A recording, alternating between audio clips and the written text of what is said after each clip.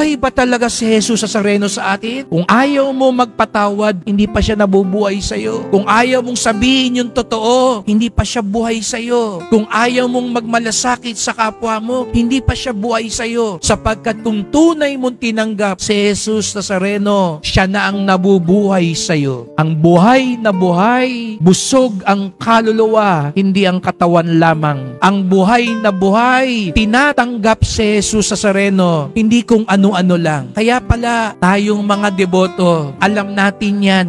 Kaya nga sana, patuloy nating maalala yan. Kaya pala ang sigaw ng deboto. Anong sigaw ng deboto? Viva Jesus Nazareno. Ano daw ibig sabihin ng viva? Mabuhay si Jesus Nazareno. At ano ibig sabihin nun? Mabuhay ka sa amin. Hindi lang yun yung mabuhay na hinihiyaw nating buhay na ho siya. Pero ang kailangan, mabuhay siya sa atin. Dahil pag hindi siya ang nabuhay sa atin, tayo'y mga buhay na patay. Tatandaan natin yan mga kapatid. Pag sumisigaw tayong Viva Jesus Nazareno, ang ibig sabihin nun, mabuhay ka, Jesus Nazareno, sa akin. Mabuhay ka sa pamilya namin. Mabuhay ka sa bahay namin. Mabuhay ka sa bayan namin. Sapagkat yun ang paraan para tayo'y maging buhay na buhay.